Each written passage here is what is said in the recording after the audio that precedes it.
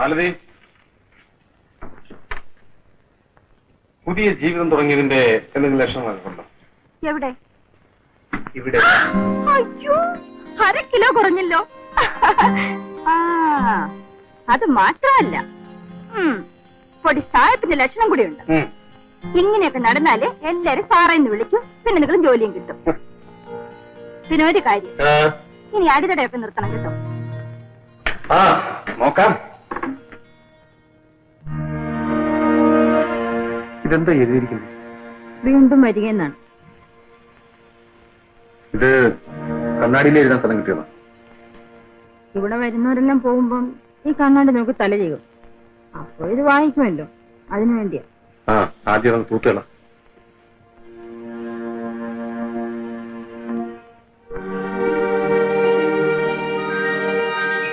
അപ്പേ ഇടോ ഇടോ തന്നെ തന്നെയാ.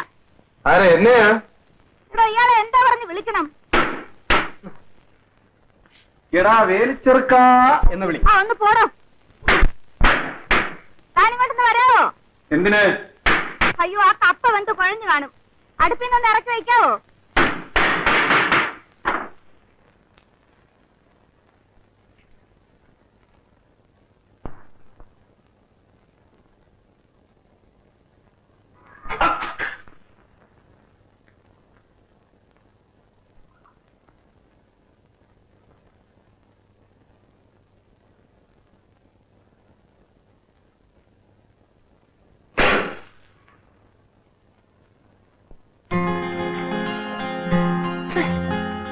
എന്തൊരു കുളിയാ ഇത്? എന്ത് കുളിയാ? ഇങ്ങനെ വളരെ ഓർമ്മ കുളിക്കുന്നേ? ഇവിടെ താൻ മാത്രമല്ലേ ഉള്ളൂ. എന്റെ പൊന്ന് തമ്പുരാട്ടി, ആദ്യമായിട്ട് നാണമെന്ന് വെച്ചാൽ എന്താണെന്ന് മനസ്സിലാക്കാൻ ശ്രമിക്കണം. എന്നിട്ട് ഇതുവരെ ശീലിച്ചൊക്കെ ഒന്ന് മറക്കാൻ പഠിക്കണം. പിന്നെന്തൊക്കെ പഠിക്കണം? ഈ ശരീരം മറ്റാരെയും കണക്കായിരിക്കാൻ പഠിക്കണം. എന്നാലേ സാർ തന്നെ വാതിലടച്ചുണ്ട്, ഒന്ന് പുറത്തേക്ക് ചെല്ലാമോ? പിന്നെ സാർ എന്തിനാ തിരിഞ്ഞു നോക്കുന്നത്?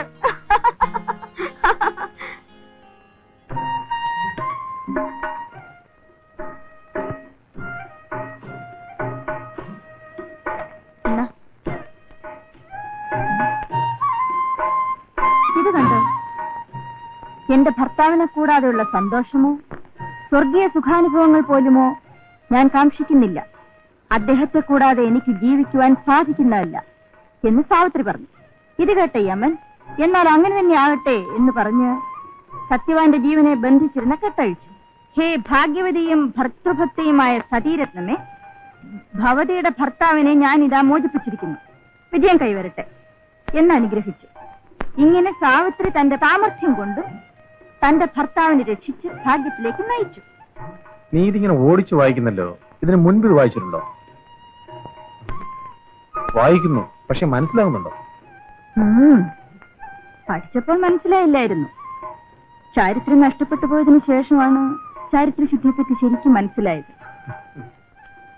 കാശും പണവും ആവശ്യത്തിനുണ്ടായിരുന്നെങ്കിൽ ചാരിത്രം മാത്രമല്ല, എന്ത് വേണമെങ്കിലും സുരക്ഷിതമാക്കാമായിരുന്നു. എന്താ ചിരിക്കുന്നത്? പണക്കാരെല്ലാം ചാരിത്രസിദ്ധുള്ളവരാണെന്നാണോ നിന്റെ വിചാരം? പിന്നെ എന്റെ ഒരു അനുഭവം പറയാം.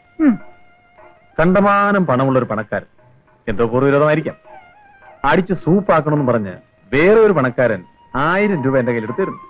ഞാൻ അയാളുടെ ബംഗ്ലാവിലെത്തുന്നു. ചെന്നപ്പോൾ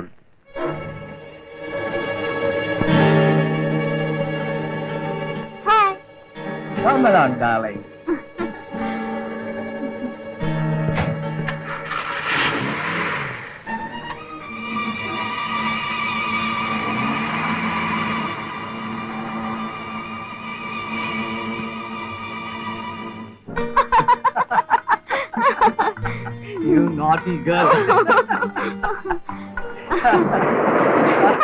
Hey, you. donkey game? Come on, I teach you the donkey game. Come on, now. How is it now? How is it? It's nice. Now, come on.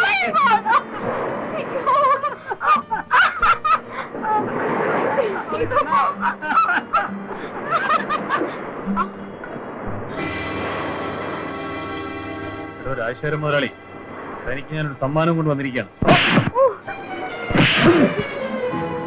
I haven't seen it. Please.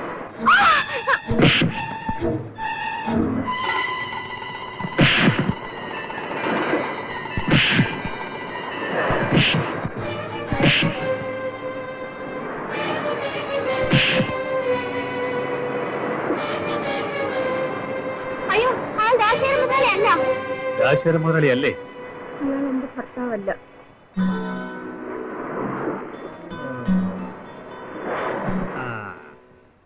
അപ്പോൾ ഇത് പുറത്തറിയാൻ പാടില്ല അല്ലേ?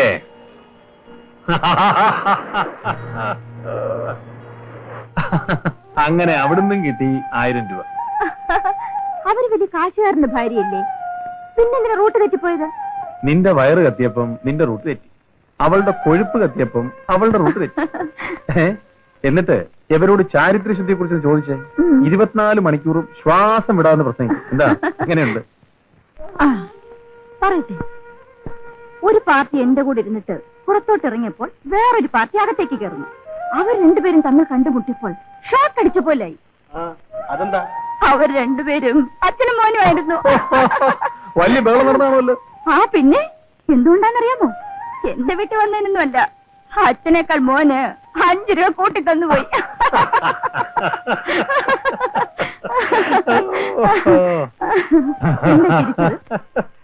ഞാൻ വേറൊരു കഥ ഓർത്ത് തിരിച്ചു പോയതാ.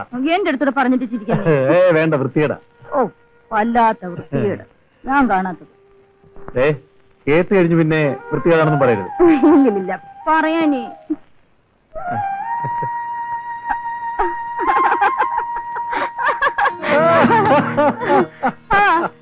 ഇതിനേക്കാൾ അജ്ഞലും എനിക്കറിയാം. കേക്കട്ടെ, അയ്യോ, വേണ്ട പറയാൻ.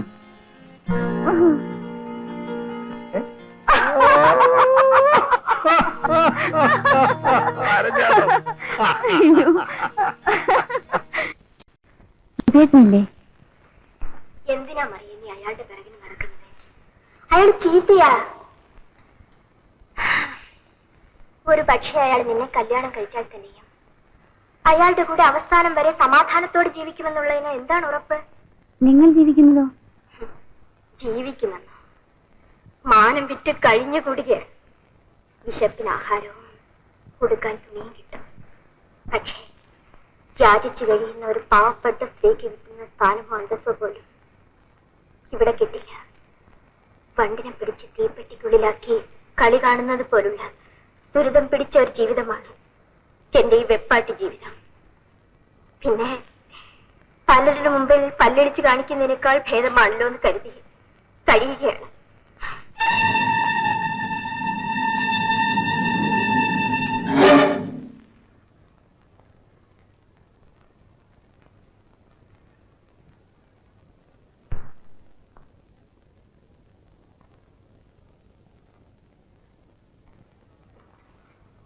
എന്നെ പ്രതീക്ഷിച്ചില്ല അല്ലേ? മോട്ടോർ സൈക്കിളിന്റെ ശബ്ദം കേട്ടതുമില്ല. അപ്പോ നിനക്കും ഇവിടുത്തെ ജീവിതം മടുത്തു. സമയത്തിന് ആഹാരം, ഇഷ്ടം പോലെ ഉടുപ്പ്, എന്റെ കൂടെ കിടക്കാൻ ഫോമിന്റെ മെത്ത, ഇതിൽ കൂടെ നിനക്ക് എന്താ വേണ്ടത്? എന്ന് നീ പിറുപിറുക്കാൻ തുടങ്ങിയോ അന്ന് നിന്റെ അക്കൗണ്ട് ക്ലോസ് എന്ന് പറഞ്ഞ ഓർമ്മയില്ലേ?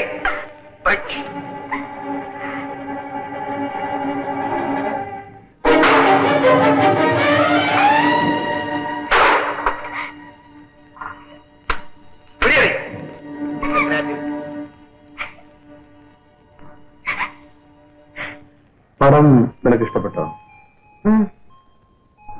അതിലെനിക്ക് ഏറ്റവും ഇഷ്ടപ്പെട്ടത് അഴുക്കെടുത്ത് ജീവിക്കുന്ന തോട്ടി അവസാനം വരെ എന്ത് പരിശുദ്ധമായ ജീവിതം നയിക്കുന്നു. എനിക്കതിലും ഇഷ്ടപ്പെട്ടത് തുച്ഛമായ വരുമാനം കൊണ്ട് എത്ര സംതൃപ്തിയോടെ കുടുംബം നടത്തുന്നു. നമുക്കും അങ്ങനെ ജീവിച്ചാലെന്താ? അതെ, പണ്ടൊക്കെ നിനക്ക് ഒരു മാസം എന്ത് വരുമാനം കിട്ടുമായിരുന്നു? ദേഷ്യപ്പെടാതെ. എല്ലായ്പ്പോഴും ഒരുപോലെ ഇരിക്കില്ല. പെരുന്നാളോ ഉത്സവങ്ങളോ ലീവ് ദിവസങ്ങളോ പിന്നെ സമ്മേളനമോ എക്സിബിഷനോ വല്ലതും നടക്കുന്ന ദിവസങ്ങളിൽ വരുമാനം ഡബിളാ. അപ്പോ ചെലവ്?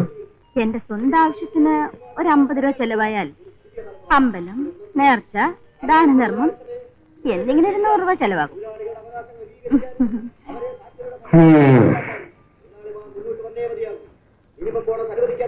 മീറ്റിംഗ്? അതെ, ഒന്ന് ശ്രദ്ധിക്കുക. അയാൾ നല്ലതുപോലെ നിനക്കെല്ലാം അറിയാം. പ്രസംഗം കഴിഞ്ഞാ പിന്നെ നേരെ ഇങ്ങോട്ടല്ലേ വരുന്നത്? ഇനി ഏതവനെങ്കിലും ഇങ്ങോട്ട് വരട്ടെ, ഇടിച്ച് അവന്റെയൊക്കെ പല്ല് ഞാൻ കുഴിക്കും.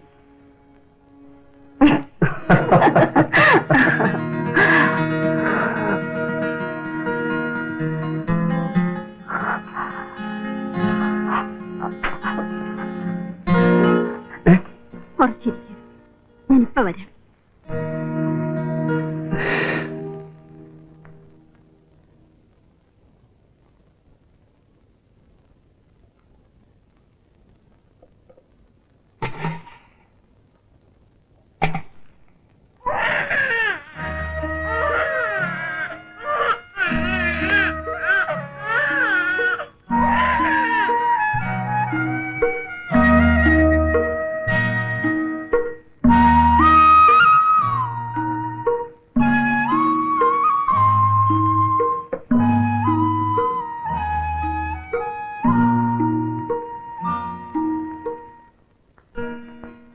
നീ എവിടെ പോയി? പതിവ് പോലെ ഞാൻ മരുന്ന് കഴിക്കാൻ പോയതാ, പക്ഷെ ഞാനിപ്പോ കഴിച്ചില്ല.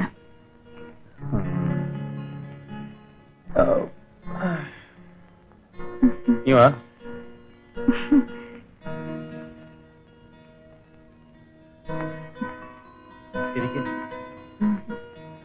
ഇരിയടി പിന്നെ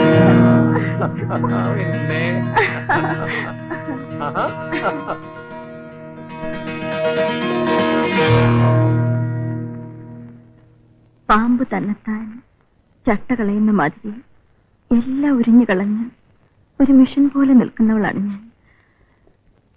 പക്ഷേ ഇന്ന്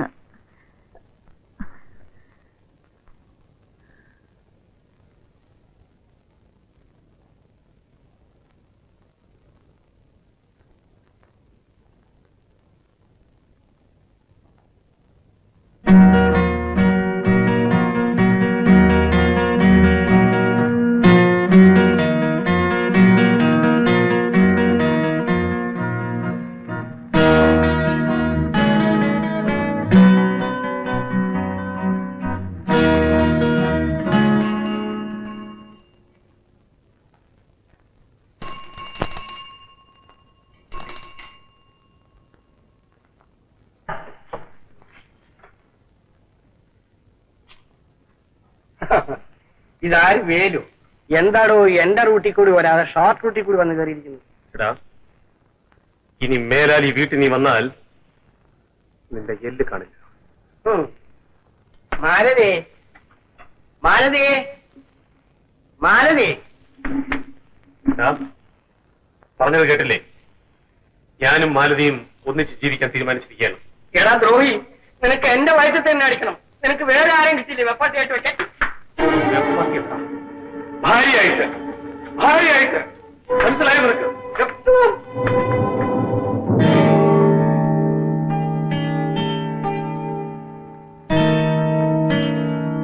നിന്നെ ഞാൻ കണ്ടോളാം.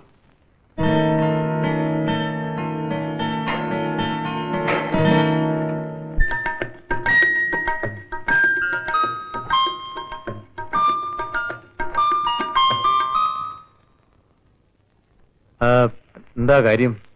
ആ ഗോപിയേട്ടൻ ലീലയെ വീട്ടിൽ നിന്ന് ഇറക്കി വിട്ടു. ഇത്രയേ ഉള്ളൂ? അതവന്റെ സ്ഥിരം തൊഴിലല്ലേ? അവൻ നന്നാകാനങ്ങും പോകുന്നില്ല. അങ്ങനെ എങ്ങനെയെങ്കിലും നന്നാക്കി എടുക്കാമെന്ന് എനിക്ക് ഉറപ്പുണ്ട്. നീ എവിടെ കറങ്ങിയാലും അവിടെ വന്നേ നിൽക്കും. നിനക്ക് അവനെ കല്യാണം കഴിക്കണമായിരിക്കും. നീയും നന്നാകുമെന്ന് എനിക്ക് തോന്നുന്നില്ല. എനിക്ക് വേണ്ടി ഒരു പ്രാവശ്യം അദ്ദേഹത്തോട് സംസാരിച്ചുകൂടെ? എന്താ അദ്ദേഹോ? കൊള്ളാവടി പെണ്ണേ, നിന്റെ ഇഷ്ടം തന്നെ നടക്കട്ടെ. വാ വാ.